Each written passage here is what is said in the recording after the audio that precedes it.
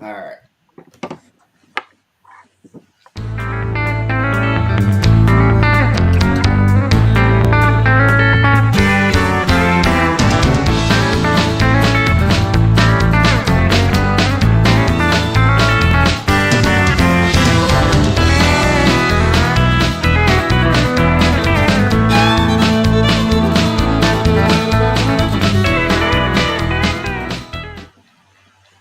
What's up, guys? What is up? Welcome back to Deck Talk Podcast. We have an episode for you today that I've been so stoked about it ever since we got it scheduled. And I'm telling you, this person is just a hoot to be around talking to. And we just want to let you know, though, if you don't know, I'm Colin Burnett. And I'm Norman Lee. That's right, Colin. We have a heck of a show tonight. But first, we got to talk about one of our sponsors for tonight's episode. This episode is brought to you by Bucked Up Energy, an all natural supplement that will give you a higher level of energy and better stamina throughout the day without the harsh crash that you get with other brands. Also, helping cut muscle recovery time along with boosting your endurance and libido levels.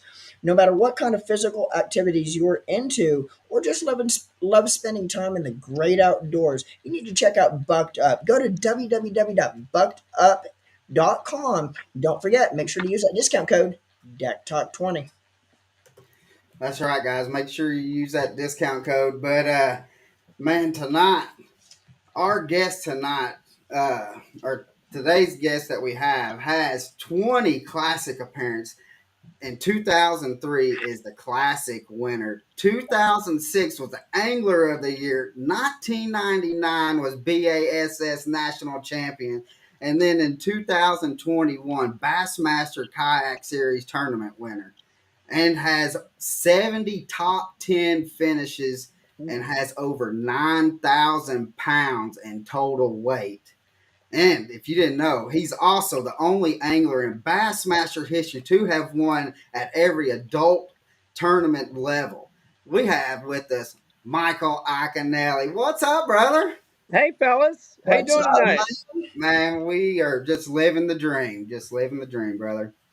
So we we actually caught y'all when y'all were out camping and having a little time off and a little family time. And so thank you for coming on here, brother.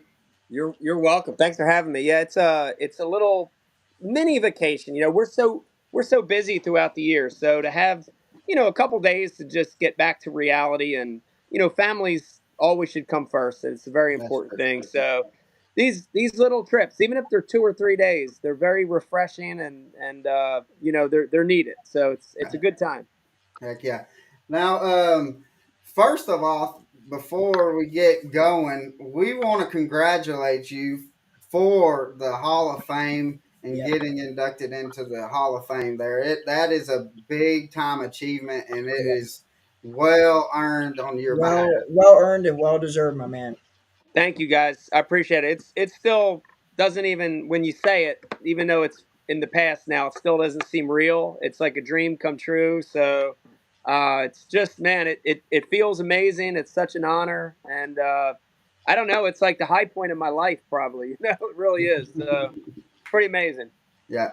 I mean, just all the time that you have spent in a boat, just trolling around, looking for fish, catching fish, and stuff like that has really paid off for you. And I mean, and it is well deserved on your behalf, brother. So I Where, congratulations. appreciate that. Thank where, you.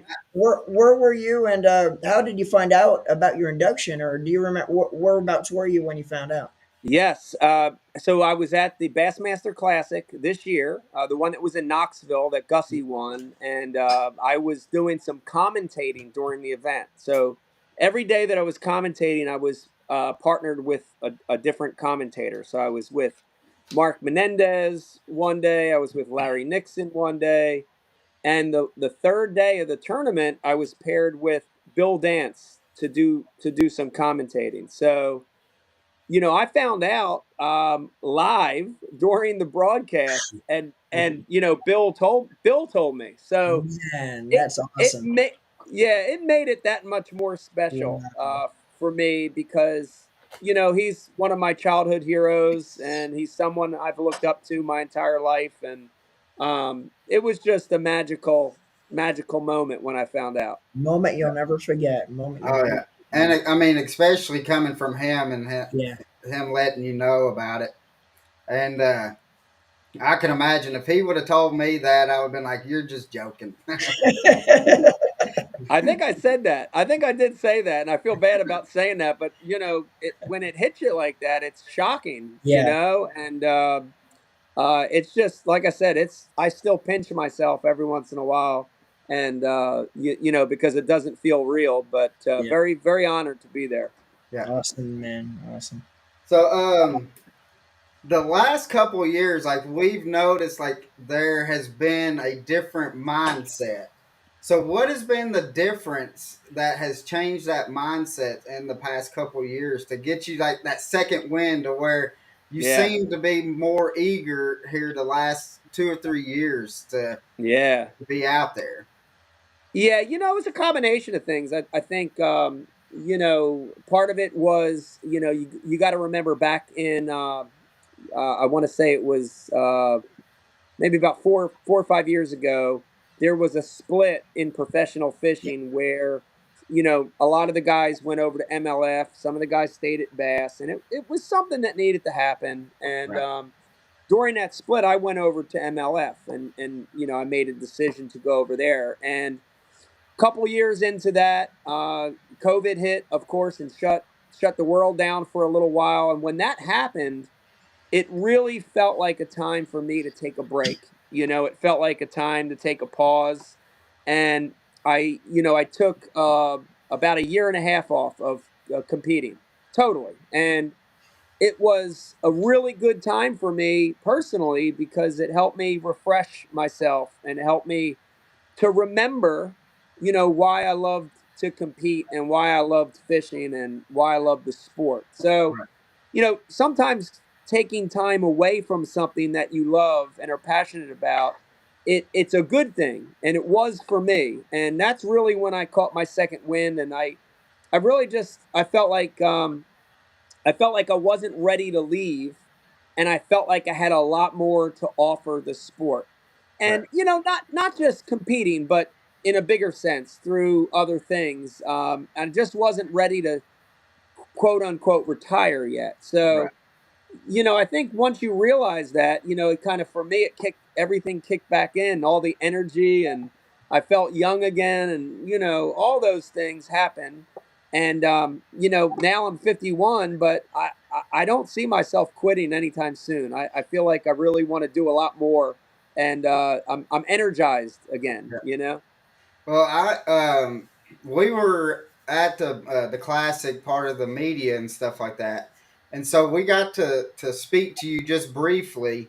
And I told Norman, I was like that he has like you could tell that energy that you had, and you could see that hunger. You're like, I'm getting back. I got to Yeah, get back here, and so because we're waiting, we're wanting to see you hold up that Ray Scott Trophy here sometime pretty soon. So that's going to be iconic, is what Norman and I were talking about. And but speaking of seeing you, like a couple of times, we've seen you the past couple of years at ICAST. yes, And Norman knows where I'm going with this. Yeah. About 2 years ago, correct me if I'm wrong, there was a costume that somebody was wearing here about 2 years ago. And so We both we, had to do a double take to make sure we were seeing what we're actually seeing. A lot. yeah, yeah. I mean, yeah, you remember what you know what we're talking about? Oh yeah. Oh yeah. Yeah.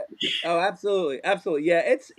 It actually arose about, I would say about 10 years ago, this whole thing started where at some of these bigger shows, whether it's ICAST or whether it's, the Bassmaster Classic or, big fishing events, um, you have these obligations, and Classic's a great example. ICAST's a great example where you're going from booth to booth and you have time schedules, and it got really hard to get around to these different places. And one of the things that I've been real adamant about in my career is, man, if somebody wants to talk to you, you got to stop and talk to them. Yeah. And I've been late for meetings and photo shoots, and people, I've been scolded and yelled at because I'm late. But it's hard for me to walk past someone when they want an Yeah. autograph or they want to talk. So Yeah. about 10 years ago, that my wife and the team just said, hey, just start putting on a mask or put on a costume. And and so it started then, and now it's sort of become fun and funny, and Yeah. they provide me with different costumes every year. Sometimes it's a mustache, it's long hair, it's a wig, it's something that tries to allow me to get to my next obligation, and Yeah.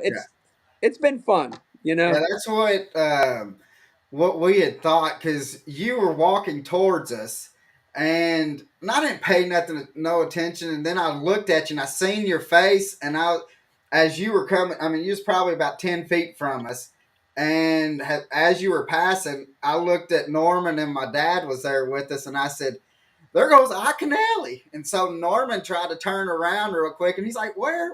And I was like, "He's wearing the wig." I So love I told Colin, I said yeah, that's the best incognito outfit you could wear to get yeah, from point A to point B. I'm like, that's funny. That was yeah. funny.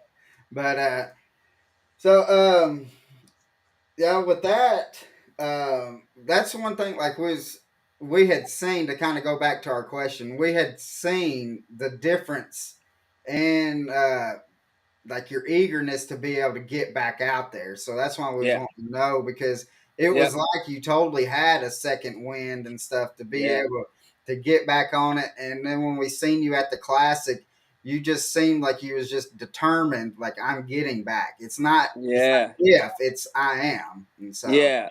Yeah. And it wasn't easy either, because I think like other sports, when you get away from something for a little bit, you get left behind a little bit. So, with especially on the competitive side, there's an immense amount of young talent out there right now. And, I'm getting older. So it's like other sports where you have to train and you have to be in it 100%. And that's hard. That's difficult. So I'm there, and I want to win again. I want to hold a trophy up again, and I want to I want to influence people to start fishing and all that stuff. It's still very much in my blood. yeah. And another thing is like I've seen in your videos, and it might just be made because we edit a lot of videos and stuff like that for our YouTube and with the production company and stuff that we have.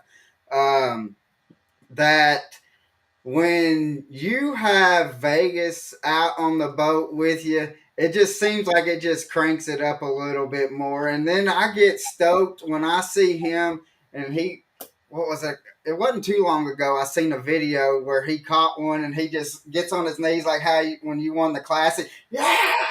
Yeah, yeah. And It's so a that, great yeah, that's a great feeling. I mean, if yeah, you're if you're listening or watching and you're a dad or an uncle or a cousin, and you know the feeling of having a young person in your boat that's doing something that you're passionate about, right?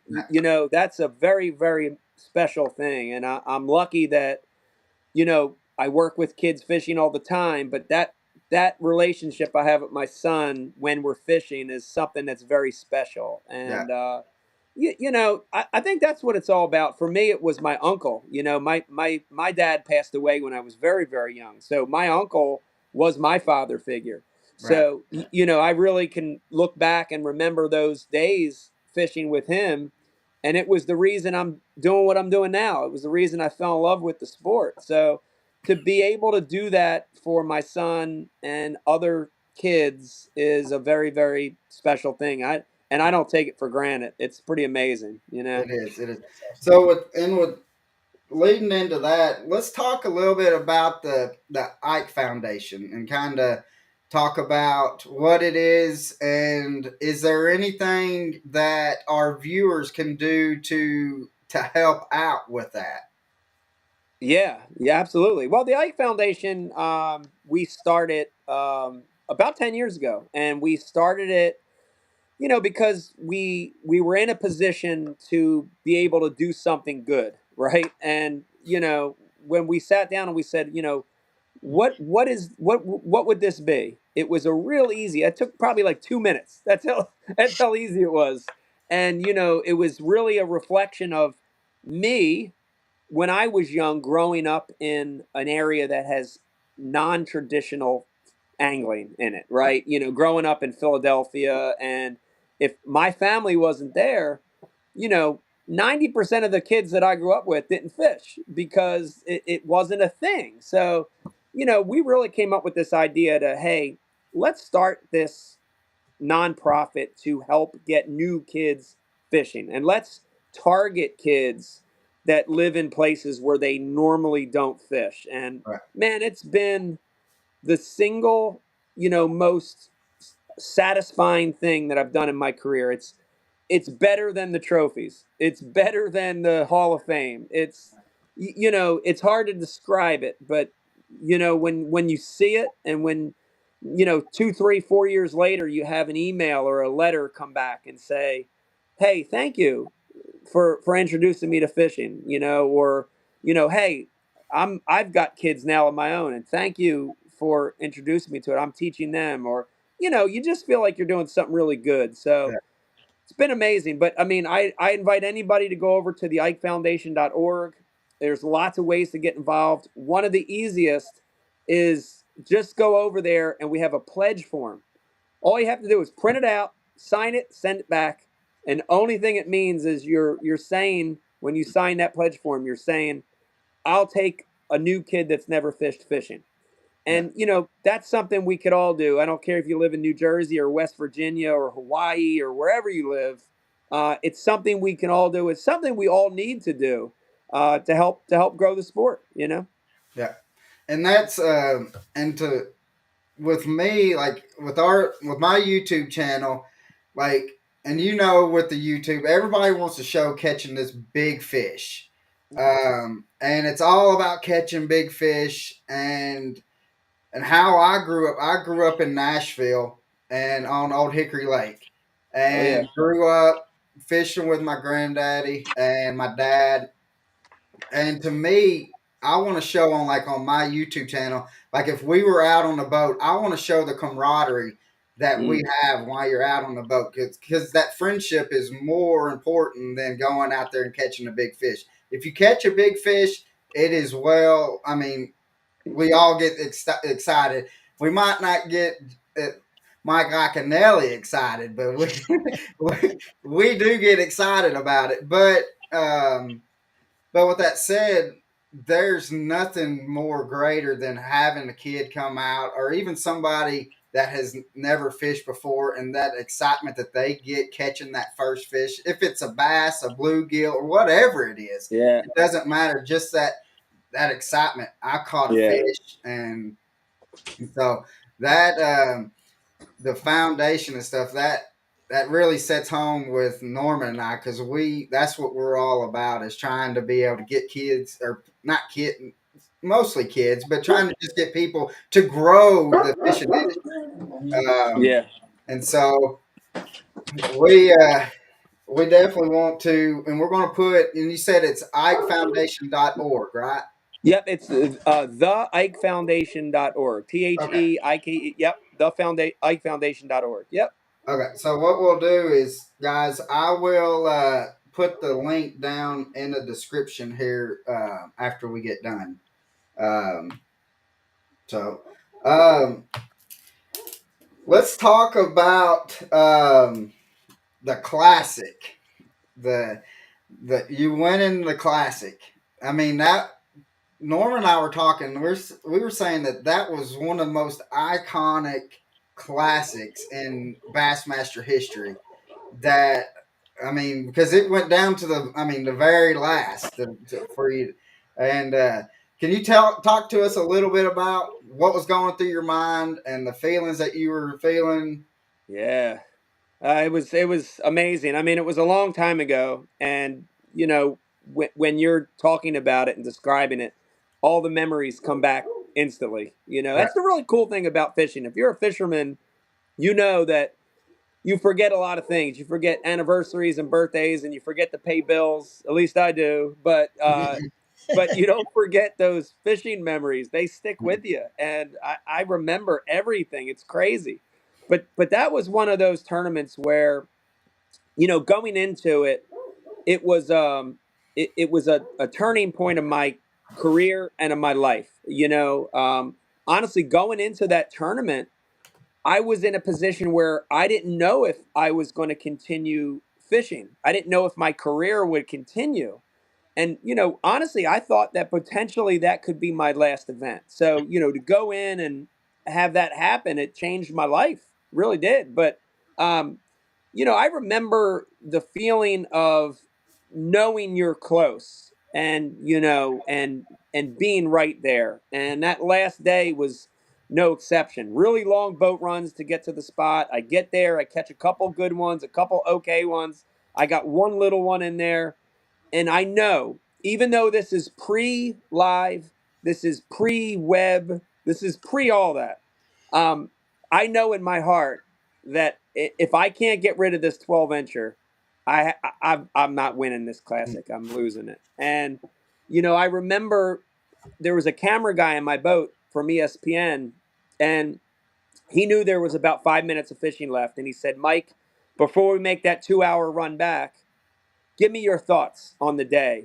And I remember, looking back and telling him, I'm like, man, listen, I gave it my all. Like I worked hard and I gave it 100%. I got no regrets, and I got a couple minutes left, and I just got to keep pushing, and and then we got to go back, and I remember telling him that, and it was like almost immediately after I finished that sentence, I had a fish. I was using a paddle tail worm, swim worm or speed worm, guys call them.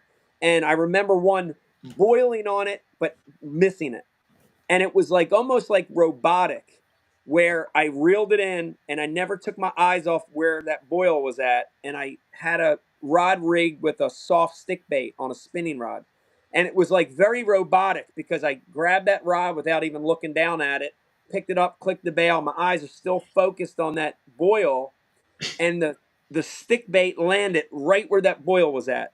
And I clicked the bail over, and that fish had it. And I remember setting the hook, and when I set the hook, I knew that that was the winning fish. Like, I just knew. Like, it's hard to Yeah. describe because there was no text, or and none of that existed.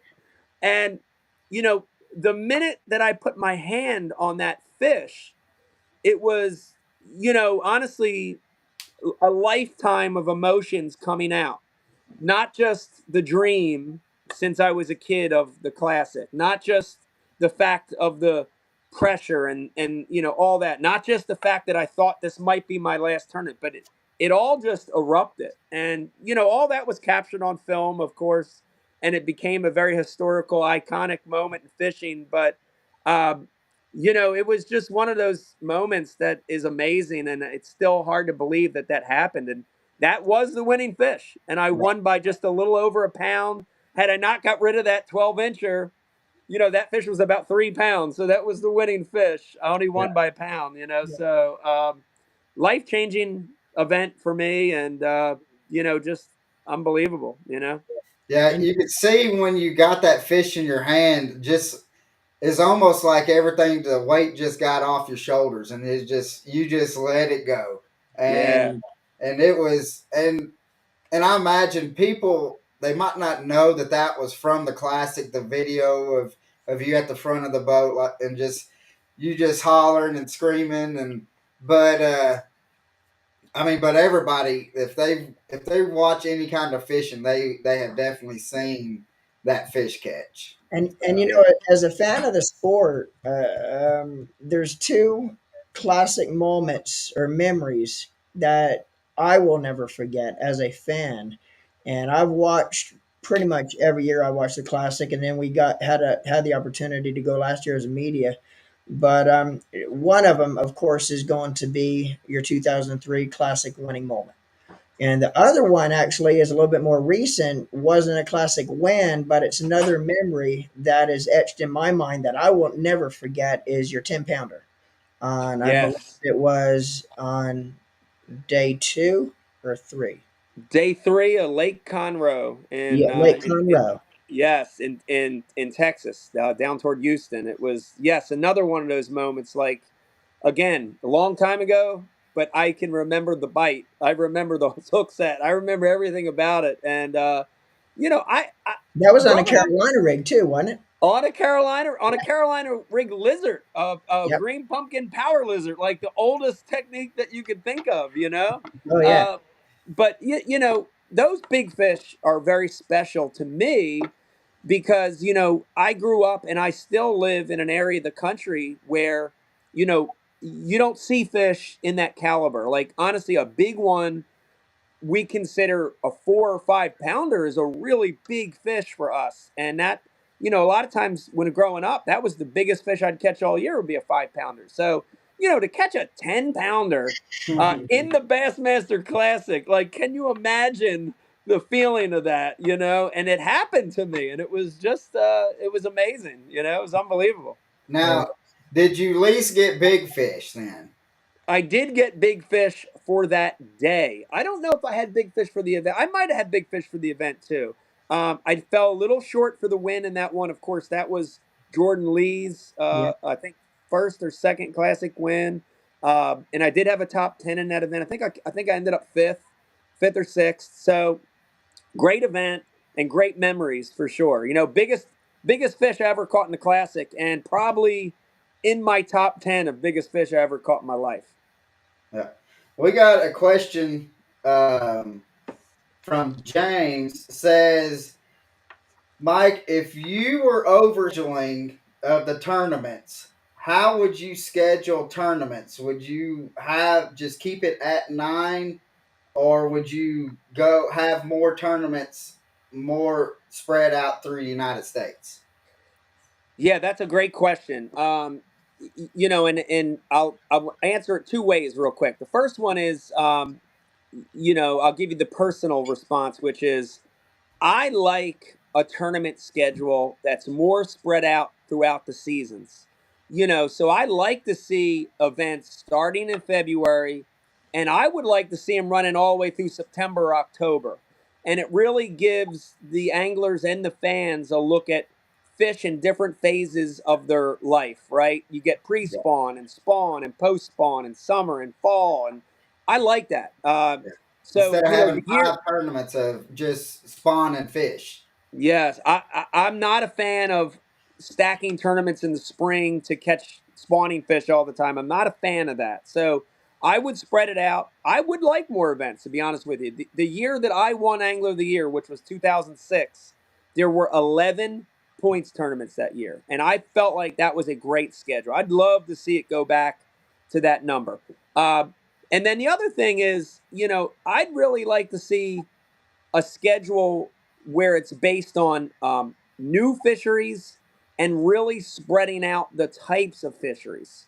Yeah. So, that the first half of that question is what I would like to see. The second half of it is, unfortunately, that's not the way that these organizations operate, and I'm all of them. I'm not pinpointing Bass.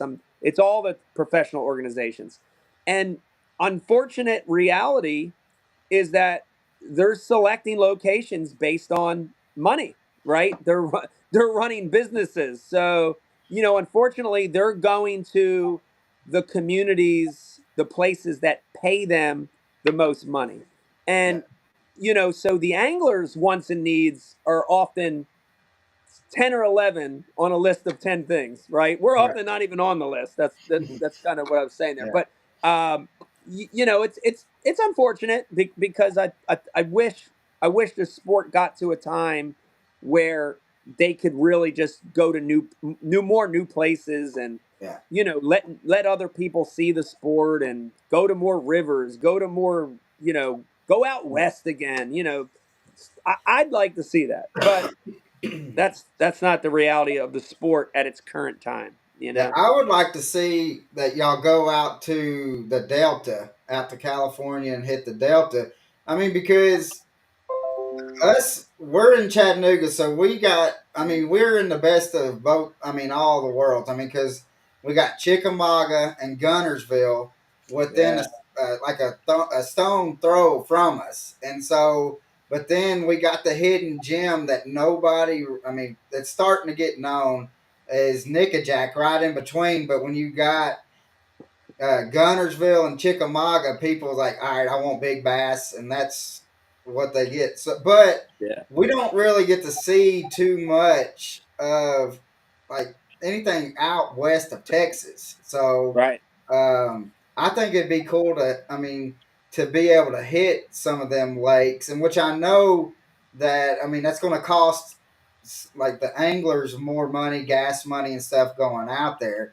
Um, for Gussie, it might be the same because I mean he's got to drive forever and a day just to get where he's going, anyways. But I think that'd be pretty cool to see, especially like y'all breaking down uh, the delta and stuff, and that's one thing. That's where I would like to see that y'all Yeah. hit. Yep. So. Yep. Uh, And let's talk. You talked a little bit about 2006 with the Angler of the Year.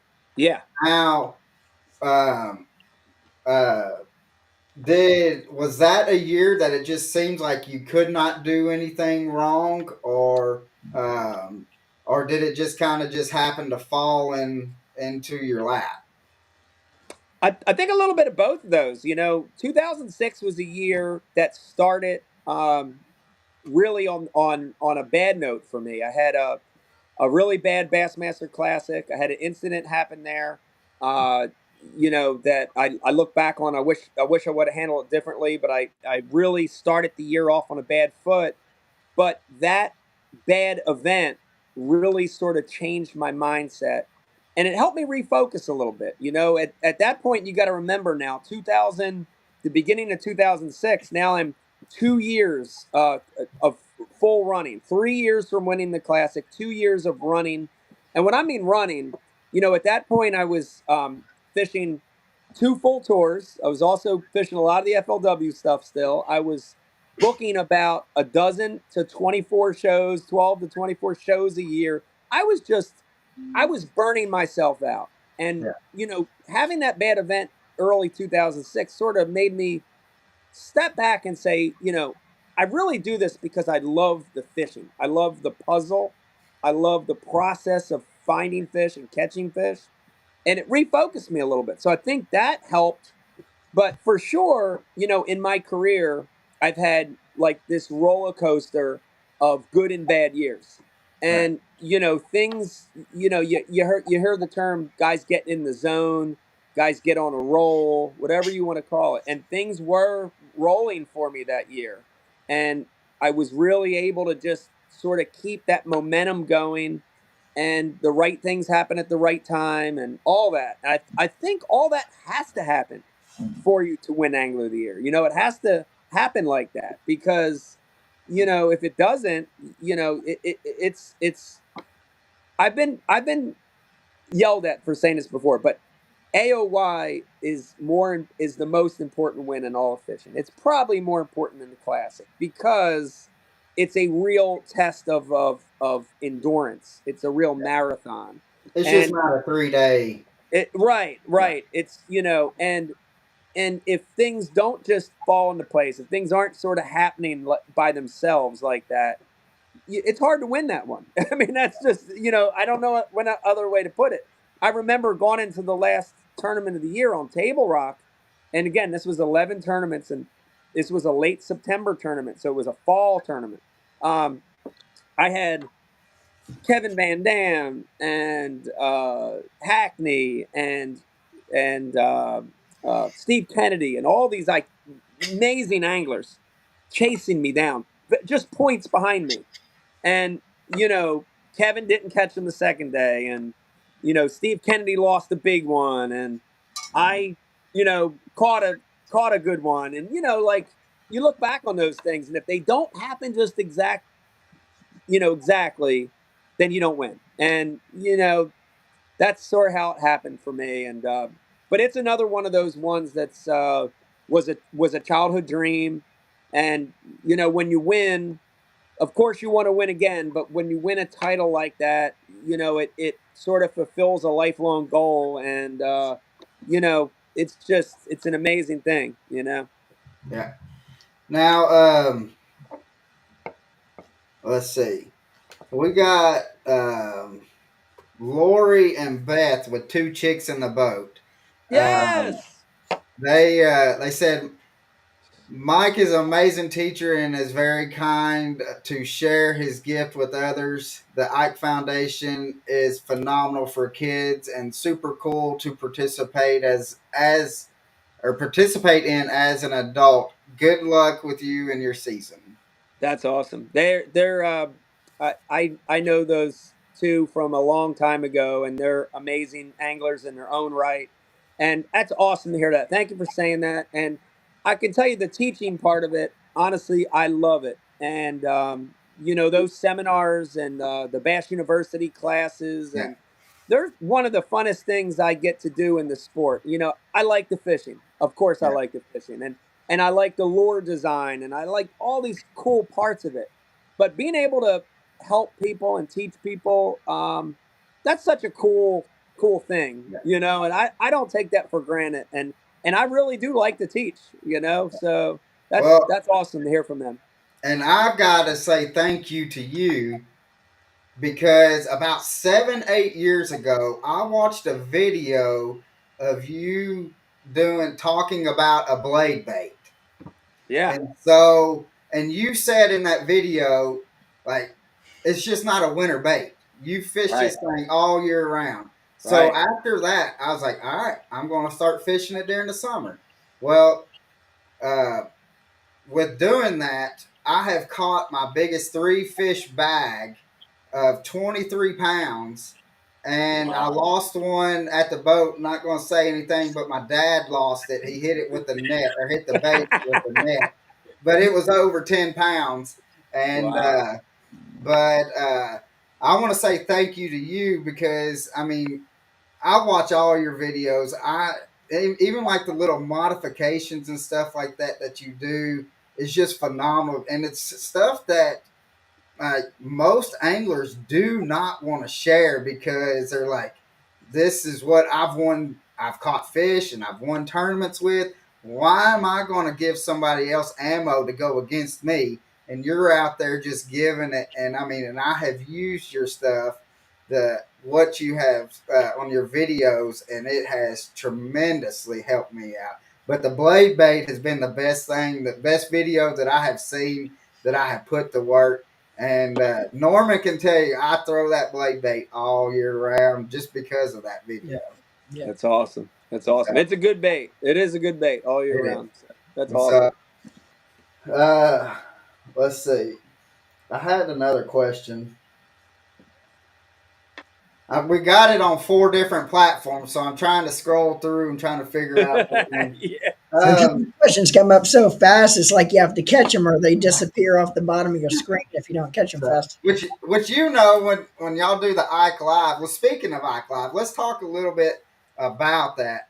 I Yeah. want to say that I drive a truck 3 days a week for McKee. That's my full time job, and so I work 3 days. I fish four, so I kind of got the best of both worlds. But so when I'm driving a truck, I have podcasts going. I love listening because y'all have so much fun. And the thing is, uh, y'all, when y'all have somebody on, y'all will ask those difficult questions that some people do not want. They kind of shun away from, and that's Yeah. what I really like. And I think Becky said it best during the Halloween special. Says that we're from New Jersey. We just ask whatever we want to ask. Yeah, that is kind of true. We're a little brash up in this part of the country, but I can tell you, it's been. You guys know you're doing one successfully, and it's been one of the most fun projects I've been involved in my career. Yeah, And we the premise is real simple. We talk fishing, we drink beer, and we definitely try to ask some of the questions that might not be asked on other podcasts. We yeah, try to push the boundaries a little bit, but we try to entertain people. We try to make people laugh. I've been really lucky because it it's been a way for me to hang with my friends who have been my childhood friends since the fifth grade. Right. And everybody in life, the older you get, the busier you get, and life gets in the way of your friendships and Right. relationships a lot of times. So it's been an amazing thing because it's let me hang with my friends more, and just for that alone, I it's you know Well, that's refreshing being able to do that, and then you're able just to make some good videos and good audio and stuff for the podcast and stuff off of it. It's just refreshing to be able one. I mean, y'all go down some rabbit holes that I hadn't even thought about when y'all get talking, but it's and y'all have fun with it, and I can yeah. tell that that everybody on that show enjoys being on that show, and so that's to me, I enjoy it because when I go to the next one, and I'll drive for 7 hours at a time, going from Chattanooga to Indianapolis and back, and then going to South Carolina and stuff. Y'all make the time go by pretty good for me. So I, I I appreciate you saying that. They're a lot of fun, and I'm glad you're having fun. I'm glad people enjoy it. Again, we're trying to entertain people, and we yeah, live in a world today that's turn on the news or don't because it's right, pretty crappy, and it's nice to have 30 minutes or an hour of fun. It's nice to yeah, listen to something that's fun for a change. So if we're doing that and people like it, that's awesome. yeah. How can people find if they don't know where to find you? Where can they find you on social media? Yeah, real easy. At Mike Iaconelli or at Mike Iaconelli Fishing on every platform. Man, we're on so many platforms. I don't even know them all, but we've got a great team, and of course, MikeIaconelli.com. You can go to at any time, but Instagram, Facebook, Twitter, all those YouTube at Mike Iaconelli Fishing. Yeah, Find me there. yeah. Now, with us talking about uh, their Ike Live, your Halloween special, you had Boyd Duckett on, Yes. and which I don't want to get into like the MLF deal. Because that can go for hours in itself. But um, y'all were talking about, and I think Becky's the one that brought it up. Said, why don't y'all do like because with them like 30 people are losing their spot this coming Yeah. up, and they're like, why don't you do like a senior tour? What Yeah. is your opinion on like doing that? Because golf does it, like what y'all said, golf does it, and uh, that should be fairly easy to promote. Yeah, yeah. I like the concept of specialty events. I like the concept of specialty tours. Just like other sports, whether it's golf or baseball or basketball, whatever the other sport is. Yeah, The more people can watch and tune in, the more people can see different premise of the sport. right. I think it's going to help. It's going to help grow the audience. So yes, I would love to see a senior tour. Yeah, Yes, I would love to see MLF versus Bass Tour. Yes, I would love to see we talked before the podcast started. I would love to see a tour where it was no forward facing sonar, yeah, old school flasher, or no graphs. I would yeah, love to see that. I think it would be compelling. I think people would be interested in it. And at the end of the day, we need more people to watch fishing. That's what we want. So specialty events or tours like that make a lot of sense. yeah, It unfortunately again revolves back to money, and if the money isn't there to create those tours, then that's a lot of times the problem. yeah. Now, another question from excuse me. a guy named John said, "Is there a lake that has your number every time you've been on it that just seems like you just can't get over the hump on it?" Yeah, John, that's a great question. And I'll take it a step further. It's a state that has my number, and that state is Florida with a capital F. Florida. Uh, I say that, and I actually had a good Florida event last year on Okeechobee, and a week later at Seminole, which Seminole's not technically a Florida fishery, but over the years, the Florida strain bass has been a thorn in my side. Has been a real arch nemesis of mine, and it's probably more because of how they react during cold front situations. And it's easy for me to talk about. I look at you guys in the eye and say that when a cold front comes in Florida, you got to slow down. But the reality of it for me is I'm not a slow fisherman, and I can't sit still. I'm sitting here with you guys, and I'm still like, I want to do something. I'm jittery, I'm fiddly, and I fish like that. So Yeah.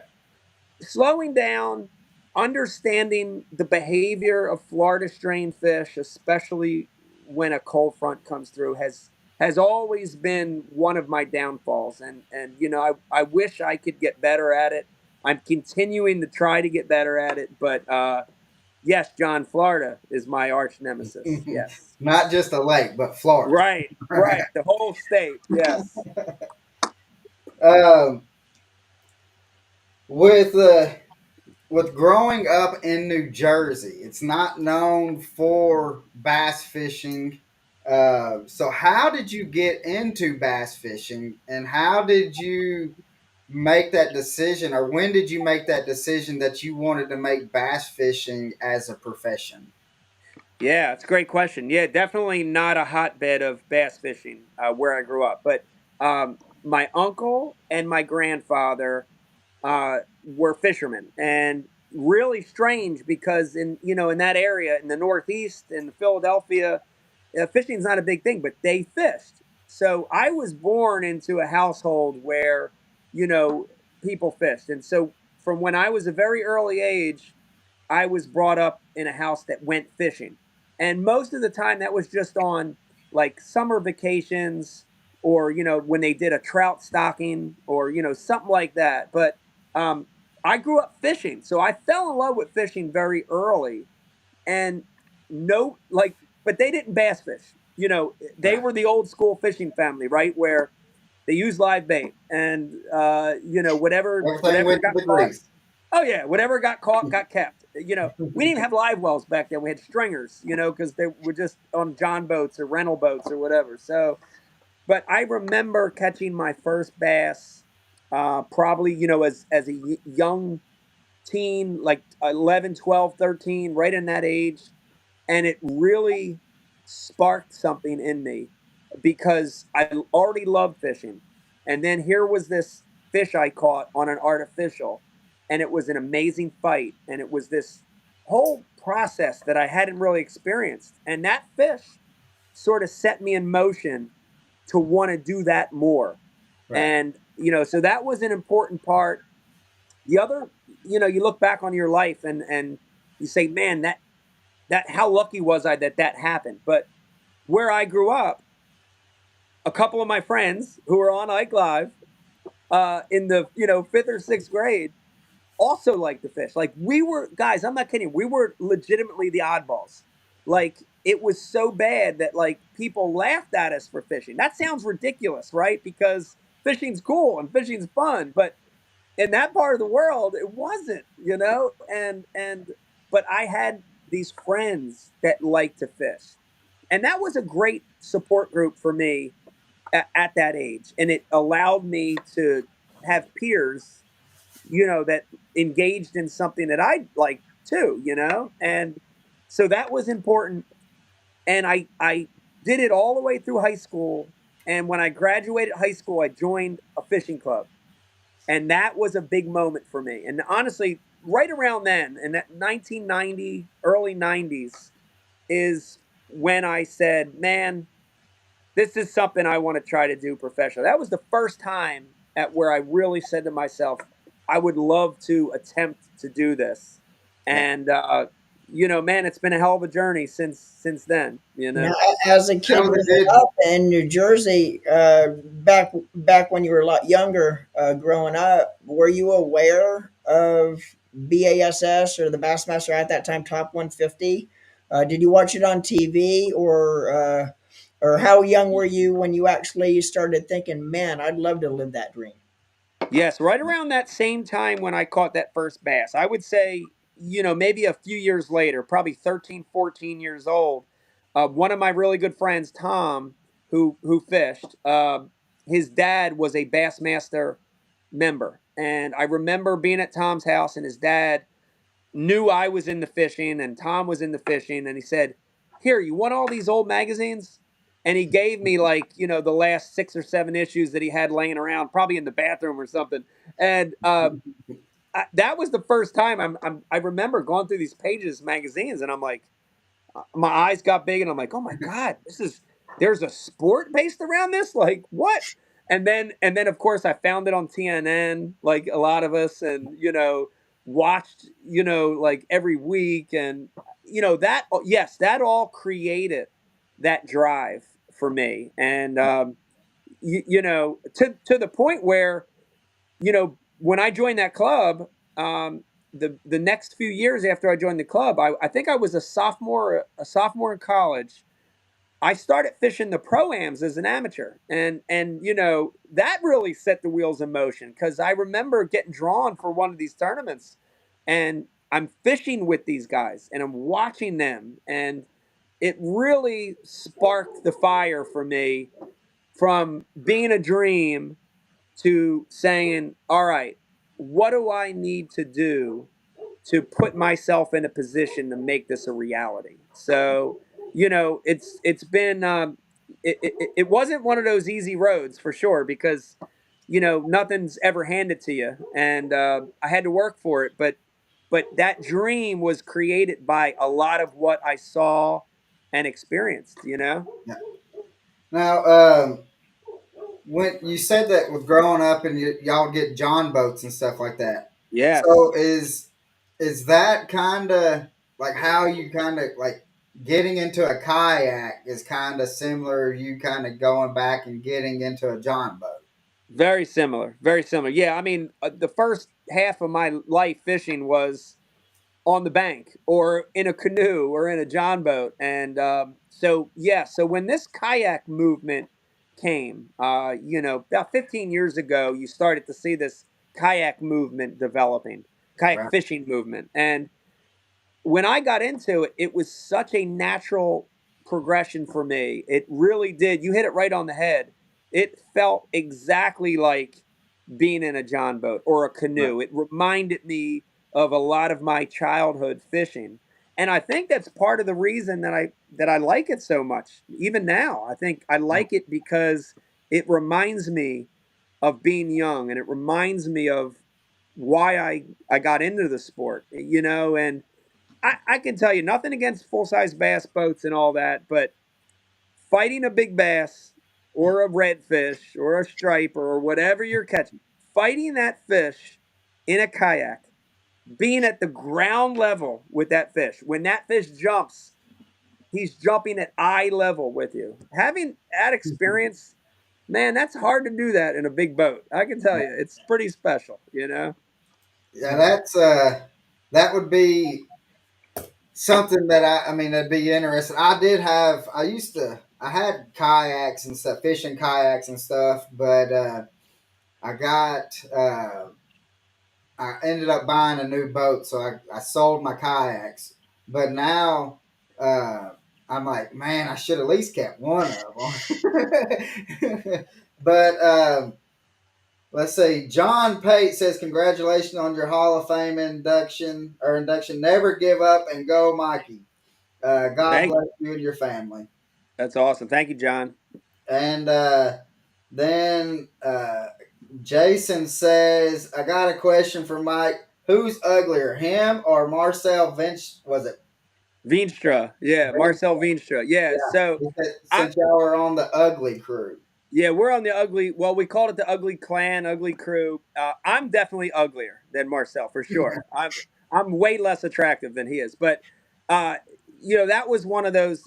We were just talking about experiences and wanting to do it, but Marcel was one of the guys in the Northeast that was a friend and also a mentor for me, and really leaned on him a lot when I was in that stage where you're developing into a professional, so we toured, if you guys remember the old Redmans and a lot of the old Bass Federations and the old invitational days, and we did a lot of that touring together early on.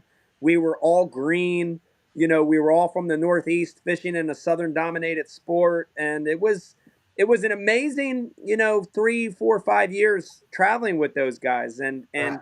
honestly, a lot of who I am today as an angler, how I fish, how I prepare, how I travel, a lot of that comes from the years that I spent with the Ugly Clan. So, yeah, shout out to Marcel Veenstra, good guy. um, and then Michael Lindell, he's a hammer down in the Everglades. Mm. So uh, he had a couple comments. He said Kernersville was good to you. So, Yes, Kenansville, yeah, uh, he AKA said, Jurassic Park. yeah. Yeah, Let's see. And then he says, uh, which you kind of hit on it earlier, but he just got on not too long ago. What's your future in bass fishing tournaments, and how much does Ike have left in the tank? yeah. Well, I mean, that's a great question, and I think there's two answers for that. The one is I want to win again. I want to win again. I can really feel it in my heart. So I don't think I can leave until I win again, right? So that's hard to put a number on that because Right. wins are very, very difficult. I mean, I can tell you, I've been doing it a long time. I have very few wins for as long as I've been fishing. So, but I want to win again, and I think that for me is a driving factor. And just again, being involved in the sport, I missed it. I'm glad I'm back in it. It feels good to be here. Yeah. But I think for everyone in their life and in their professional career, whatever you do, I think there comes a time when you'll know. Yeah. I'm going to look in the mirror one morning or night and say, I'm done. I've had enough, and I'll know, But here's the thing: I can't ever see leaving fishing though, right? Like I Yeah. see a day when I'll step away from the competitive side of it, but boy, things like the Ike Foundation and Ike Live and Oh Bash yeah. University, guys, I'm going to be doing them till I'm in a wheelchair. You guys are going to be pushing me around in a wheelchair. I'll be in a cane. I mean, I'm going to do that till I can't do it anymore. Well, we'll Because push I you because around anytime. yeah, because I love it. I love it. Yeah. So I don't see actually ever retiring. Yeah, and that's one of the things like people will say like let's say since Kevin Van Dam just retired, like he's getting away from the competitive, like what you're saying, but we're still going to see him at the classic. We're still Oh going to yeah. see him Oh at yeah. podcasts and stuff like that. He's still going to be around. 100%. 100%. Yeah. In fact, I had a conversation with Kevin at the Hall of Fame induction, and honestly, it sounds like he's going to be busier in Probably is. 2024 than he was when he was tournament fishing. Yeah. So that word retirement's very loose when you're involved in the fishing industry and you want to stay in the fishing industry. Yeah. We're going to just have two more questions for you, if that's all right. Sure. Because we're right here at an hour. So, well, I guess one of them's going to be kind of our opinion, and the other one's going to be a question. Okay. Um, when you got into professional fishing, you brought a new group in with you, like as in like viewers and stuff like that. You brought it's almost like Tiger Norman and I compare it to like Tiger Woods going to the PGA. brought a brought whole it group of to fans into the sport that not necessarily would have even knew what bass fishing was before you started fishing as a professional. right. And so, and like how we think that you were able to do that is because Mike Iaconelli has always been Mike Iaconelli on the boat, off the boat, and stuff. We got when we the camera was on you, they got Mike Iaconelli who he was, Yeah. and that has never changed through your whole career. Yeah. And you've got fans that love you for that, and you've got some people that don't care too much for that. Yep. But in our opinion, we think with you being yourself that has opened the doors for other anglers to be more like to be themselves, as in like Tyler Rivette, like ripping the shirt off, and then everybody knows Matt Robson fishing in his underwear and stuff like that. What do you think that? I mean, I don't know how to really say this, but do you think that with you kind of being yourself kind of allowed them to be able to uh, that it's more acceptable since you had been yourself the whole your whole career? Yeah, I mean, I hope that I've played a part of opening up the sport, and I was really fortunate, guys, because my my come into the sport, right? My time of the sport was when ESPN bought it. There was so much visibility in bass fishing in that time period, call it 2000 to 2008. I was very fortunate that the high point of my career was aligned with that time. And, and it wasn't just me. It was a time when, you had guys from the West Coast and Skeet Reese, Ish Monroe, you had Gerald Swindle, you had all these guys coming in that were very different from the perceived, you know, person that would fish professionally. Right, And, so during that time, getting all that visibility, being different, was I was very blessed to have that timing. And right, man, if I did play a part, that's awesome yeah, because I do look at it now and I look at the sport and I see a lot of people that aren't afraid to be themselves, yeah, and it's not always being loud or it's not always taking your clothes off to your underwear.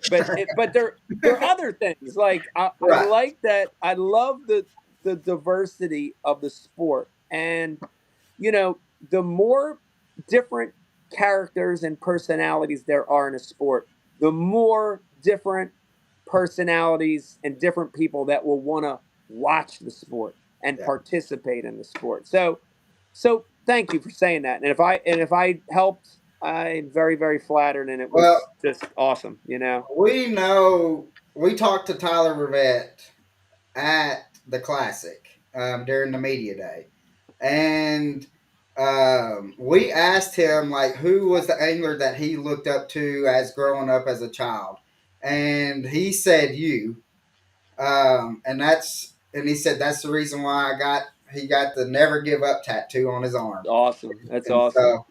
um, so and that was one that we I mean you don't need anybody else kind of coating your ego, but I mean, but it's nice to know that you played a big part, and especially these guys that have made it to that level, to where you're the guy that they looked up to, and so it That's is. a Yeah, And that, that's a great feeling. It's a great feeling, and it's a very humbling thing to know that I've influenced people, and now all these years later, I'm competing against those guys and competing against Tyler and guys that are in that boat, and it's awesome. I mean, that's man, I don't know, that's just something that's very very special, and to have played a part in some of that is amazing. so Norman, let's ask. I'll let you ask the last question, and then we'll close it down. And And if you could hang on just for a second after we get done, Mike, and I would appreciate it. Sure. Yeah, man. If you were to have one person on your boat, and this person might could be passed on or still with us today, but one person to be able to fish with for the day, who would that person be, and why would you want to be able to fish with that person for the day, Mike? Yeah, man, that's a great question, and I'm gonna have to buck the question a little bit and give you two instead of one. The first one would be I would love to fish again with my grandfather. My grandfather's passed now for a while. Gone on 20 years, and he was just such a big influence in my life. And I think everyone has someone in their life that is Yeah. like that, fills that role. And my grandfather and my uncle were those guys for me, right? They were my guys. And man, I remember the days of trout fishing with my pop, and to be able to do that again would be magical. And just to be in a boat again with him, Yeah. trout fishing. We did a lot of That'd, trout fishing. yeah, that'd Yeah, be That's awesome. that'd be one. And the other one, I'm going to go to the professional realm. And, one of my heroes, I've got so many heroes in the sport, but one of my big ones, of course, is Rick Clunn. And, it's interesting because now that I've been competing with him and against him all these years, I've developed a friendship with him, but I've also never shared the boat with him. uh, And he's really he's shaped the way that I fish probably more than any other angler from the mental side and how he approached patterning fish and seasonal pattern and that outlook of thinking about why things are happening. And I still sort of get a little nervous when I'm around him. That sounds strange, but he's my guy in the sport. And man, I don't know what I would do, but that would be a dream for me to yeah. share the boat with Rick Clunn one day for sure. And that question that we actually asked that question to all of our guests on the podcast, and Rick Clunn has been the answer for you A know lot. a lot of And I'm Greg sure. Hackney. yeah. Greg Oh, I'm Hackney, sure. Rick Clunn, but Rick Clunn has been the answer for Yeah. many anglers.